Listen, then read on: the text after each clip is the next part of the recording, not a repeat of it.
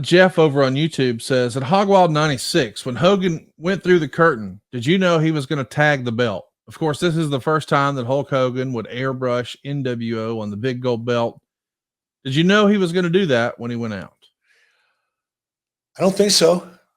Really? I don't think Hogan knew he was going to do it.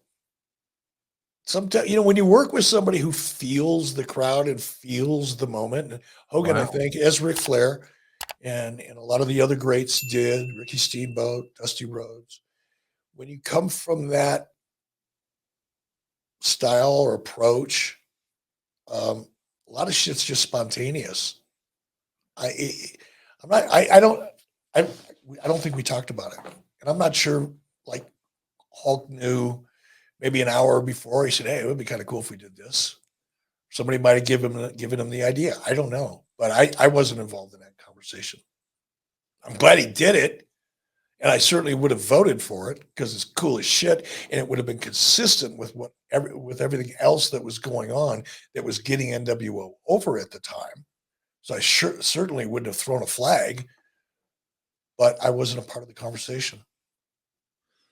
Joey wants to know, what do you think of AEW losing its Latin American and DAZN media deals? Do you think they'll move their pay-per-views and video catalog to something like HBO Max? I don't think one has anything to do with the other. Yeah. I don't know that the distribution that you're referring to, I don't think it didn't matter. No consequence. If you're touring in South America and that's part of your strategy, and tactically, yeah, you got to get some distribution there and build on it in order to execute the long-term strategy, then yeah, it's important. But they're not even touring the United States.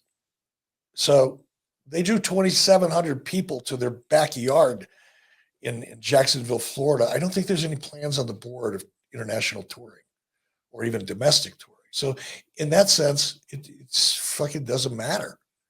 Unless it was a significant revenue stream, and I sincerely doubt it was that. So, no, I don't think it matters at all. And I don't think one is connected to the other in terms of HBO Max. They're either going to get that offer, an opportunity, or they're not. And what happened in South America or with DAZN or whatever isn't going to affect that whatsoever. Woodage 8434 says, did you buy anything at the Mall of America when the first Nitro was there? I know that's a silly question, but I think a lot of fans get a kick out of that first Nitro because it was in a mall and because it was also where Hulk Hogan's Pastamania was happening. Do you remember there being any memento you kept from a show along the way? Like where you're like, man, I want something to take home just to remember this, whether it was the first Nitro or a huge Starcade or that Bash at the Beach with Hogan Flair. Did you ever take something home and think, man, I'm going to remember this one?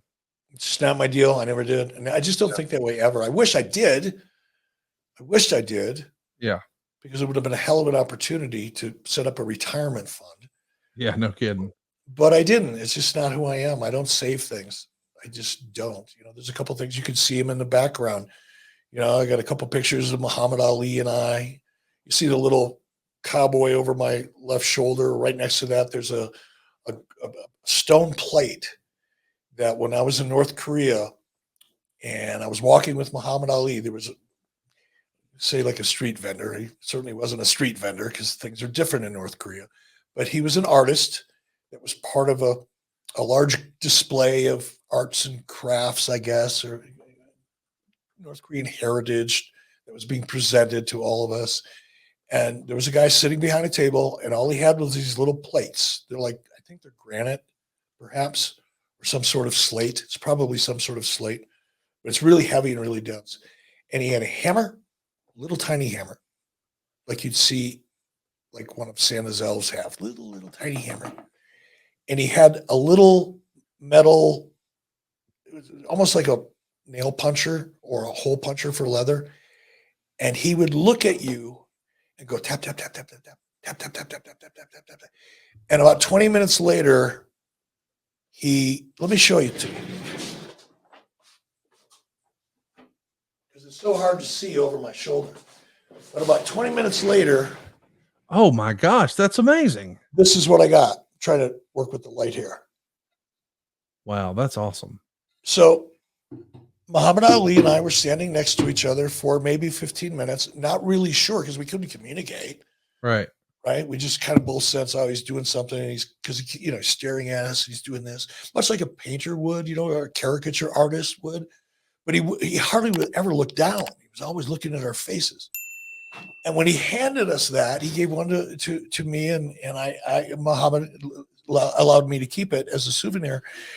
And it was like, it's the most amazing thing. It still is. Look at this shit. The guy did this in about 15 minutes with a hammer and a chisel. It's unbelievable. So this I keep, and there's another picture of Muhammad Ali and I, and there's a picture of Muhammad that he signed for me boxing. Obviously, the picture of the Hogan turn, because that was such a monumental thing that I'm proud of. But that's about it, man. That's all I got. You know what we should do, Conrad? What should we do, Eric? We should do a live, either 83 weeks or a live YouTube show from the Mall of America. I'm fucking in. Let's do it. We'll get permission. We'll set up a booth. We'll promote the hell out of it, and we'll do a live 83 weeks from the Mall of America this September. Oh, well, goddamn! You're booking the territory. You got dates and everything. Well, I mean, that's the anniversary. I don't know what anniversary it is. Well, it's technically Labor Day weekend, and you and I might actually be doing something else that weekend. But sometime really? in the future, we will be at the Mall of America. I love that. That'd be fun, and I bet you we draw a crowd. Wolfman 3923. I asked you if you kept anything. He wants to know whatever happened to those Hogan and Giant monster trucks. They actually, from what I remember, I know for sure they existed on the tour, the monster truck tour, for quite a while. And then I don't know if it was because their contract ran out or what the deal was. I think Goldberg actually had a different, I could be wrong about this. I'm not a monster truck aficionado, but I do believe that Goldberg had another monster truck that was out on the monster truck circuit for quite a while.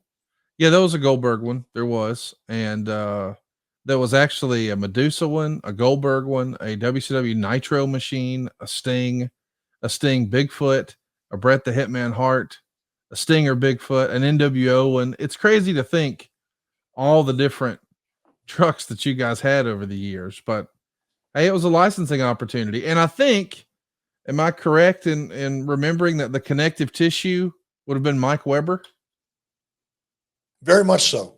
Mike Weber was the former WWF office guy. Then he became a WCW office guy, or maybe somewhere along the way he did monster trucks. But I know that, man, Weber has done monster trucks, and he's done TNA, and he's done WWE, he's done WCW. But Weber, I think, is maybe the connective tissue there. Yeah, I think Mike knew, like at the time in the monster truck world, Bigfoot was like the Hulk Hogan of monster trucks, and Gravedigger was the Undertaker, right? And I think Mike had a strong relationship with the owners of the Bigfoot team and manufacturers, because that was those were the first people that I met and talked to when we were originally coming up with the idea of having the Hogan Giant monster truck match on top of Cobo Arena. So yeah, it was Mike Weber's connective tissue that made that work.